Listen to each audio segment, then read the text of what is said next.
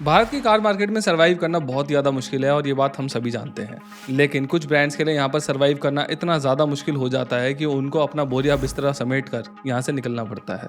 और उसका एक बहुत बड़ा रीज़न है और वो रीज़न है इंडियन कार बायर्स के अंदर एक्सट्रीमिज्म इन कार बाइंग बिहेवियर। मतलब अगर एक गाड़ी के अंदर 2-3 चीज़ें ज़्यादा पसंद आ गई तो सारे के सारे धड़ल्ले से एक ही गाड़ी को लेने लग जाते हैं। तो भारत के कार कस्टमर्स दूसरी गाड़ी की तरफ देखने से ही इनकार कर देते हैं। जैसे मारुति की टॉप सेलिंग कार्स की 15 से 20 हज़ार यूनिट्स बिकती हैं हर महीने। वहीं कंपटीशन में आने वाली सिमिलर कार जो कि वैसी ही हैं या फिर उनसे भी बेटर हैं, उनकी सिर्फ 3 से 4 हज़ार यूनिट्स ही बिक पा रही हैं। और जैसे इंडिया के लोगों का गाड़ियों को लेकर एक्सट्रीमिज्म है, वैसे ही ब्रांड्स को लेकर भी है। फॉर एग्जाम्पल मारुति का इंडियन कार मार्केट के अंदर 40% का शेयर है। वहीं पर फॉक्सवैगन, एमजी और होंडा ऐसे ब्रांड सिर्फ 1% मार्केट शेयर के आसपास ही भटकते रहते हैं। और कुछ अच्छे ब्रांड्स के इतने बुरे हालातों को देखते हुए मैंने सोचा कि क्यों ना भारत के लोगों को ऐसी गाड़ियों के बारे में बताया जाए जो अच्छी तो हैं लेकिन वो उन्हें खरीदते नहीं हैं। और इसीलिए मैंने ऐसी 10 कार्स की लिस्ट बनाई है जो ज़्यादा सेल्स डिजर्व करती हैं लेकिन इन्हें लोग उतना ज़्यादा नहीं खरीदते हैं। लेकिन मैं कोई फैन बॉयज़म बेस्ड वीडियो नहीं बनाना चाहता था और इस बात से मेरा मतलब ये है कि माना कि इस लिस्ट के अंदर बताई गई गाड़ियाँ काफ़ी ज़्यादा अच्छी हैं, लेकिन ऐसा भी नहीं है कि इनके अंदर कोई भी कमी नहीं है। माना कि भारत के कस्टमर्स अपनी प्रेफरेंस को लेकर एक्सट्रीम हैं, लेकिन वो कोई बेवकूफ़ भी नहीं है। इसीलिए इस वीडियो के अंदर इन गाड़ियों के बारे में बात करते वक्त मैं ये भी बताता चलूंगा कि वो क्या कमियां हैं जो इन गाड़ियों के अंदर हैं, या फिर वो क्या कमियां हैं जो ब्रांड्स अपने अंदर सुधार सकते हैं ताकि उनकी ये गाड़ियां ज़्यादा बिके। वीडियो में बताई गई इन गाड़ियों को मैंने लीस्ट टू मोस्ट अंडररेटेड गाड़ियों के तौर पर रैंक भी कर दिया है ताकि आपको वीडियो देखने में मजा आए। पर हाँ, इस वीडियो के अंदर मैं जिम्नी या फिर कुछ और यूजुअल सस्पेक्ट्स की बात नहीं करूंगा क्योंकि उनके बारे में मैं ऑलरेडी काफ़ी ज़्यादा बात कर चुका हूँ। तो चलिए 10th नंबर पर आने वाली गाड़ी की बात करते हैं जो कि है सिट्रोएन C3 एयरक्रॉस। यार, एक होता है अंडररेटेड होना और एक होता है कि रेटिंग ही ना मिलना। वो होता है ना, कुछ अमेजोन पे कुछ ऐसे प्रोडक्ट्स पड़े होते हैं जिनकी सेल्स इतनी कम होती है कि उनको लोगों ने रेट ही नहीं किया होता। वैसा ही कुछ हाल इंडिया के अंदर सिट्रोएन का दिखाई देता है मुझे। जुलाई के पूरे महीने में सिट्रोएन ने टोटल 500 से भी कम गाड़ियां बेची हैं। मतलब अगर हम इनके 5 मॉडल्स जो इंडिया के अंदर अवेलेबल हैं उनकी टोटल सेल्स को देखें तो वो 500 यूनिट से भी कम होती है। और अगर मैं C3 एयरक्रॉस की बात करूं तो इस गाड़ी की सिर्फ 67 यूनिट्स बिकी थी उस पूरे महीने के अंदर। सोचो कितनी खराब सेल्स है। इस सेगमेंट में जो बाकी एसयूवीज हैं उनकी 3000, 5000 और कुछ की तो 15000 यूनिट्स तक बिक रही हैं पूरे महीने के अंदर। देखो, वैसे तो सिट्रोएन ने शुरुआत के अंदर काफी सारी गलतियां करी थी, लेकिन पिछले कुछ महीनों के अंदर सिट्रोएन ने अपनी इन गलतियों पर काफी ज्यादा काम भी किया है। और इसीलिए मेरे हिसाब से एटलीस्ट C3 एयरक्रॉस एक ऐसी गाड़ी है जो अब थोड़ी सी अंडररेटेड बोली जा सकती है, क्योंकि इसके जो टर्बो इंजन वाले वेरिएंट्स हैं वो 12,15,000 रुपए से ही मिलना चालू हो जाते हैं और ये एक अच्छा पंची इंजन है। इसमें 3rd रो सीट्स भी मिलती है जहाँ पर एटलीस्ट छोटे बच्चे बैठ सकते हैं। इसके जो अपर वेरिएंट्स है उसके अंदर सॉफ्ट टच मटेरियल का इस्तेमाल भी किया जाने लगा है और इसकी जो राइड क्वालिटी वगैरह वो भी काफी ज्यादा अच्छी मानी जाती है। तो मेरे हिसाब से अपनी परफॉर्मेंस और राइड क्वालिटी वगैरह की वजह से इसकी जो सेल्स हैं वो थोड़ी सी बढ़ सकती हैं, पर अभी भी काफी काम करने की जरूरत है। स्पेशली सर्विस नेटवर्क और डीलरशिप वगैरह जो है इनके वो बहुत कम है, उनको बढ़ाने की जरूरत है। तो ये सब कुछ ध्यान में रखते हुए मैं इसको देता हूँ 3 अंडररेटेड स्टार्स आउट ऑफ 10। हाँ भाई, यहाँ पर स्टार्स भी मिलेंगे और जितनी ज़्यादा गाड़ी अंडररेटेड होती जाएगी उतनी ज़्यादा उसको स्टार्स मिलते जाएंगे लिस्ट में आगे बढ़ते बढ़ते। चलो अगली गाड़ी की तरफ बढ़ते हैं जो कि है टाटा की टिगोर। इस गाड़ी की सिर्फ 1000 यूनिट्स बिक रही हैं पूरे महीने के अंदर और मेरे हिसाब से तो टिगोर इससे तो काफ़ी ज़्यादा नंबर डिजर्व करती है। टिगोर जिस कैटेगरी में आती है वहाँ पर डिज़ायर और ऑरा जैसी गाड़ियाँ अवेलेबल हैं और जहाँ डिज़ायर की 20,000 यूनिट्स तक पर मंथ बिक जाती हैं, ऑरा की 4 से 5,000 यूनिट्स बिक रही हैं हर महीने, वहीं पर टिगोर की सिर्फ 1000 यूनिट्स बिक पा रही हैं, वो भी बड़ी मुश्किल से। और अगर ओवरऑल देखा जाए ना तो टिगोर कोई बुरी गाड़ी नहीं है। इसके अंदर काफ़ी कुछ है ऑफर करने के लिए, जैसे कि इसके अंदर डुअल सिलेंडर मिलते हैं जिससे कि जो इसका बूट है वो लंबा लंबा बढ़ जाता है, उसमें ज़्यादा सामान आ पाता है, जिसकी वजह से इसका जो 1.2 लीटर का 3 सिलेंडर इंजन है वो 84 bhp की पावर निकालता है, जो कि बहुत ज़्यादा एक्साइटिंग तो नहीं है लेकिन बहुत अंडर पावर्ड भी नहीं है ऐसा कुछ। और ये कार काफ़ी सेफ भी है। मारुति और हुंडई की इन गाड़ियों से पहले से ये बहुत ज़्यादा सेफ है। तो मुझे लगता है कि इस गाड़ी को 3 से 4,000 यूनिट्स की सेल्स तो मिलनी ही चाहिए। लेकिन अगर टाटा इसके अंदर अपना 1.5 लीटर वाला डीजल इंजन लगा दें उसी ट्यून में जो उन्होंने अल्ट्रॉस में लगाया है, तो भाई साहब इस गाड़ी की जो सेल्स है ना वो ड्रास्टिकली बढ़ सकती हैं, क्योंकि ये फिर फ्लीट ओनर्स को बहुत ज़्यादा पसंद आएगी और तब इस गाड़ी की जो सेल्स है मेरे ख्याल में 5 से 6,000 यूनिट तक भी क्रॉस कर जाएंगी।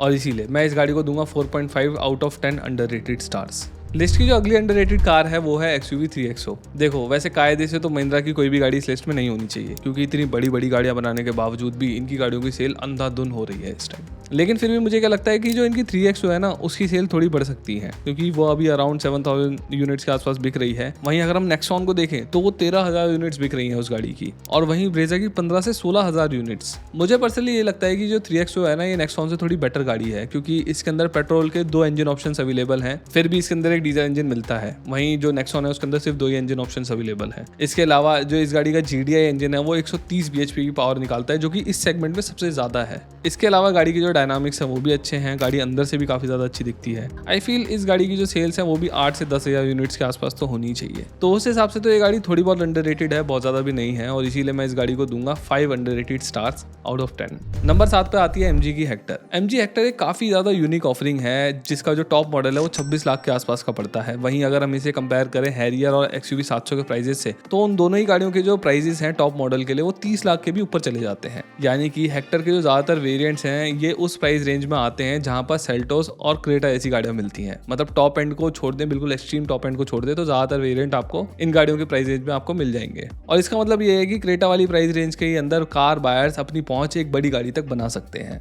लेकिन सिर्फ ऐसा नहीं है कि ये एक बड़ा डिब्बा है। MG हेक्टर काफ़ी ज़्यादा टेक लोडेड गाड़ी है, इसके अंदर दुनिया जहान के फीचर आपको मिल जाते हैं, और जो इसका इंजन है वो ऑन पेपर काफ़ी ज़्यादा पावरफुल भी दिखाई देता है, क्योंकि वो निकालता है 141 bhp की पावर, जो पेट्रोल इंजन है उसकी बात कर रहा हूँ। वहीं जो इसका डीजल इंजन है वो 168 bhp की पावर निकालता है, जो कि इन्होंने फिएट से सोर्स करा है। ऊपर से देखो तो गाड़ी के अंदर सब कुछ सही दिखाई देता है, लेकिन फिर भी इस गाड़ी की सिर्फ 500 से 600 यूनिट्स बिक रही हैं हर महीने। और ये सेल्स फिगर्स कितनी कम है इस बात का अंदाजा आप XUV 700 की सेल्स से लगाओ। उस गाड़ी की 7000 यूनिट्स बिक रही हैं हर महीने, और जो हैरियर है उसकी 1.5 से 2000 यूनिट्स, और क्रेटा की तो पूछो ही मत, बहुत ज्यादा बिकती है वो गाड़ी। मतलब आपको कम प्राइस के अंदर ज्यादा गाड़ी देने के बावजूद भी MG की ये गाड़ी ज्यादा बिक नहीं पा रही है। और मुझे इसके पीछे कुछ बेसिक रीजंस दिखाई देते हैं, जैसे कि इसका जो पेट्रोल इंजन है वो बहुत ही कम माइलेज निकाल के देता है। कार के जो डायनामिक्स है वो भी कुछ बहुत ज्यादा अच्छे एक्साइटिंग नहीं है, ऐसा कोई बहुत ज्यादा आपको कॉन्फिडेंस नहीं देती है कॉर्नर वगैरह पे। तो अगर हम इन सब चीजों को मिलाकर देखें तो उसकी वजह से इसकी जो सेल्स है शायद से कम हो सकती है इन रीजंस की वजह से, लेकिन फिर भी कुछ ज्यादा ही कम है। मेरे हिसाब से थोड़ी ज्यादा बढ़ सकती है इसकी सेल्स। ये गाड़ी बहुत कुछ ऑफर करती है आपको,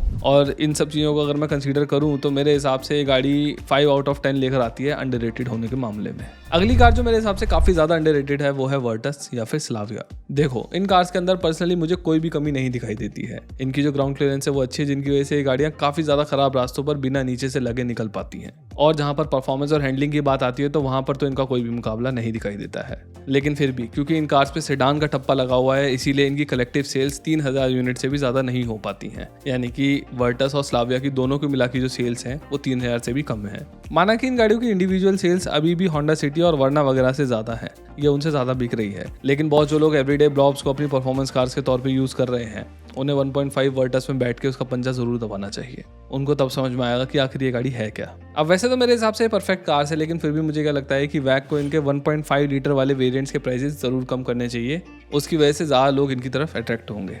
मैं इन गाड़ियों को दूंगा 5.5 आउट ऑफ 10 अंडररेटेड स्टार्स। वैसे और भी ज़्यादा दे सकता था, लेकिन अभी जो इनकी सेल्स हैं उतने भी कम नहीं है। चलो 5th नंबर की गाड़ी की बात करते हैं, जो कि है MG का हाथी यानी कि ग्लॉस्टर। इस गाड़ी को बाहर से देखो, फिर अंदर से, और अब फॉर्च्यूनर को देखो, ये हर तरफ से फॉर्च्यूनर से बेटर दिखाई देती है, और ये उससे काफ़ी ज़्यादा बड़ी भी है। इंजन की बात करें तो ग्लॉस्टर का 2 लीटर का डीजल इंजन फॉर्च्यूनर के 2.8 लीटर के डीजल इंजन से थोड़ा छोटा तो है, लेकिन ये उससे 12 bhp की पावर ज़्यादा निकालता है, और वो इसलिए क्योंकि ये एक ट्विन टर्बो डीजल इंजन है। इस गाड़ी के अंदर हर मामले में फॉर्च्यूनर से ज़्यादा खूबियाँ हैं, लेकिन इसका जो प्राइस है वो फॉर्च्यूनर और लेजेंडर की रेंज में ही रहता है। बल्कि मैं तो ये बोलूँगा कि लेजेंडर महंगी पड़ती है इससे, अगर आप टॉप वेरिएंट्स की तरफ जाते हो तो। लेकिन इस बात के बावजूद भी इसकी जो मंथली सेल्स हैं वो सिर्फ 40 से 50 यूनिट्स के आसपास की ही हैं, जो कि एक बहुत ही कम नंबर है कंसीडरिंग फॉर्च्यूनर की हर महीने 3000 यूनिट्स बिक रही हैं। ग्लॉस्टर की खराब सेल्स के पीछे सबसे बड़ा रीजन मुझे जो लगता है वो ये है कि जो इस गाड़ी की ब्रांड वैल्यू है ना, वो उतनी तगड़ी नहीं है जितनी फॉर्च्यूनर की है। मेरे हिसाब से इस प्राइस पॉइंट पर लोग एक ग्लोबल ब्रांड की तरफ जाना चाहते हैं, और वहीं MG एक चाइनीज ब्रांड है, तो लोगों के मन के अंदर कहीं ना कहीं वो चाइना वाला फैक्टर रहता है। दूसरी चीज ये भी है कि शुरुआत के अंदर इस गाड़ी के अंदर थोड़ी थोड़ी प्रॉब्लम्स आई थी, रिलायबिलिटी इश्यूज आए थे, जो कि MG ने धीरे धीरे टाइम के साथ रिजॉल्व करे हैं। तो अब वो प्रॉब्लम्स नहीं है जो पहले हुआ करती थी उतनी, लेकिन फिर भी लोगों के दिमाग में वो चीज़ है। पर फिर भी मेरा मानना ये है कि ग्लॉस्टर एक सॉलिड प्रोडक्ट है, और इसकी भी 1 से 2000 यूनिट्स तो बिकनी ही चाहिए, और इसीलिए मैं इसको दूंगा 6 अंडररेटेड स्टार्स आउट ऑफ 10। अगली कार जो मुझे अगेन काफी ज्यादा अंडररेटेड लग रही है वो है स्कोडा की काइलैक। मतलब आप ये देखो कि जहां पर नेक्सॉन और ब्रेजा ऐसी गाड़ियों की 12 से 15,000 यूनिट्स हर महीने बिक रही हैं, 3XO की भी 7000 यूनिट्स बिक जा रही हैं, वहीं पर इस गाड़ी की सिर्फ 4000 यूनिट्स ही बिक पा रही हैं, वो भी मुश्किल से। वैसे इतिहास को उठा के देखे तो ये मोस्ट सेलिंग स्कोडा है इंडिया के अंदर। आज तक स्कोडा ने इतनी यूनिट्स किसी भी कार की नहीं बेची होंगी, लेकिन फिर भी ये कार अभी भी मेरे हिसाब से थोड़ी सी अंडररेटेड है और मेरे हिसाब से इसकी सेल्स अभी भी थोड़ी कम है। मैंने इस गाड़ी को रिसेंटली एक्सपीरियंस किया था, मेरे पास थी ये थोड़े दिनों के लिए और इसे चलाने के बाद मेरे होश उड़ गए थे। मेरे को लग ही नहीं रहा था कि ये 1 लीटर का इंजन लगा रखा है इस गाड़ी के अंदर। वैसे अभी मैं ज़्यादा तो नहीं बोलूँगा, इसकी अच्छाइयाँ और बुराइयाँ वो मैं रिव्यू के अंदर ही बताऊँगा, लेकिन फिर भी मेरा मानना ये है कि सिर्फ एक इंजन के साथ भी ये गाड़ी 6 से 7 हज़ार यूनिट्स आराम से डिजर्व करती है, क्योंकि इसका जो इंजन है ना वो इस प्राइस पॉइंट पर आपको कहीं नहीं मिलेगा। बेशक 3XO का GDI इंजन ज़्यादा पावर बनाता है, लेकिन इसकी पावर डिलीवरी अलग ही है और इसीलिए मेरे हिसाब से ये गाड़ी 6 अंडररेटेड स्टार्स डिजर्व करती है। यार कभी सोचा नहीं था कि मैं मारुति की गाड़ी को अंडररेटेड गाड़ियों की लिस्ट में डालूंगा, लेकिन सुजुकी इग्निस एक ऐसी गाड़ी है जो डेफिनेटली काफी ज्यादा अंडररेटेड है। इस गाड़ी की सिर्फ 1500 से 1800 यूनिट से बिक पा रही हैं हर महीने में, इस फैक्ट के बावजूद भी कि ये एक नेक्सा का प्रोडक्ट है, अरीना का नहीं। इसमें आज भी 4 सिलेंडर इंजन मिलता है जो कि सालों साल स्मूथ रहने वाला है बिना किसी दिक्कत के। ये कार अंदर से भी काफी ज्यादा अच्छी लगती है, इतनी सारी खूबियां हैं, लेकिन फिर भी इस गाड़ी की जो सेल्स है वो ज्यादा नहीं है। ऐसा नहीं है कि मारुति की और कोई गाड़ी इससे कम नहीं बिकती है। सिलेरियो और एस्प्रेसो 2 ऐसी गाड़ियां हैं जिनकी सेल्स इससे भी कम है, लेकिन आई डोंट थिंक कि वो अंडररेटेड है। उनकी कम जो सेल है ना वो कम ही होनी चाहिए, लेकिन इग्निस की जरूर होनी चाहिए। मेरे हिसाब से इस गाड़ी की सेल 7000 यूनिट्स के आसपास जरूर होनी चाहिए हर महीने की, और इसीलिए मेरे हिसाब से इस गाड़ी को 7 आउट ऑफ 10 अंडररेटेड स्टार्स मिलने चाहिए। नंबर 2 पर मैंने रखा है ग्रैंड i10 नियोस को, और इस कार को यहाँ रखने का सिर्फ एक ही रीजन है और वो है मारुति की स्विफ्ट। यार मुझे बस एक बात समझ में नहीं आती कि i10 में कमी क्या है। स्विफ्ट से ज्यादा वेल बिल्ड दिखाई देती है, मतलब शीट मेटल वगैरह भी बेटर है इसका। इस गाड़ी के अंदर अभी भी 4 सिलेंडर इंजन आता है, कोई खासी अंडर पावर्ड नहीं है ये गाड़ी, ठीक है। माइलेज में मानता हूँ कि स्विफ्ट से थोड़ी कम है, लेकिन बहुत कम भी नहीं है। इंटीरियर्स भी बहुत ज्यादा अच्छे हैं इस गाड़ी के, प्रीमियम फील देते हैं इस प्राइस पॉइंट पे होने के बावजूद भी। एंड ऑल्सो हुंडई की रिलायबिलिटी और आफ्टर सेल सर्विस का जो ट्रैक रिकॉर्ड है वो भी काफी अच्छा है इंडिया के अंदर। फिर भी इस गाड़ी की मंथली सेल सिर्फ 4000 यूनिट्स के आसपास हो रही है, वहीं पे स्विफ्ट की 15000 यूनिट्स के आसपास। ये स्ट्राइकिंग डिफरेंस मुझे समझ में नहीं आता है, इवन दो i10 नियोस एक बहुत ही अच्छा प्रोडक्ट है। तो क्योंकि ये गाड़ी काफ़ी ज़्यादा अच्छी है और ये सुजुकी से इतनी कम सेल्स डिजर्व नहीं करती है, इसीलिए मैं इसको दूंगा 8 out of 10 underrated stars. Number 1 पर जो मैंने गाड़ी रखी है वो है, एक्चुअली कोई गाड़ी नहीं है, यहाँ पर मैंने एक पूरे के पूरे ब्रांड को रख दिया है और वो है होंडा। मुझे पता था इस लिस्ट के अंदर होंडा की कोई ना कोई कार जरूर आएगी, लेकिन जब मैं इन गाड़ियों के बारे में सोचने बैठा तो आई रियलाइज कि इनकी तो सारी ही गाड़ियाँ अंडररेटेड है, यानी कि इनकी सारी ही गाड़ियाँ काफ़ी ज़्यादा अच्छी हैं लेकिन बिकती नहीं है कोई खास। और उसके पीछे मुझे कुछ ऐसे रीजंस नजर आते हैं जो कि गाड़ियों से रिलेटेड नहीं है बल्कि होंडा से खुद से रिलेटेड है। पहला और सबसे बड़ा रीजन ये है कि इनके पास इंजन ऑप्शंस कम है। होंडा अपने 1.5 और 1.2 लीटर के पेट्रोल इंजन्स के टर्बो वर्जन्स अभी तक नहीं लेकर आए हैं, जबकि बाकी ऑलमोस्ट पूरी मार्केट के अंदर आपको टर्बो इंजन्स देखने को मिलते हैं, जिस चलते पावर ट्रेन ऑप्शंस कम होते हैं और जो वेरिएंट्स ऑप्शंस होते हैं वो भी कम हो जाते हैं। दूसरा, I think they miss out on some glam. I mean जो एलिवेट है उसके अंदर बड़ी सनरूफ नहीं आती है। मुझे नहीं चाहिए, मेरे बहुत सारे व्यूअर्स को नहीं चाहिए, लेकिन बहुत सारे लोग ऐसे हैं जिनको चाहिए, उनको आप दो। आपका क्या जा रहा है यार, दे दो, आपकी सेल्स बढ़ जाएंगी गाड़ी की, है ना। और तीसरा और जो सबसे बड़ा रीजन है जिसकी वजह से होंडा लैग कर रही है वो है मार्केटिंग के अंदर कमी।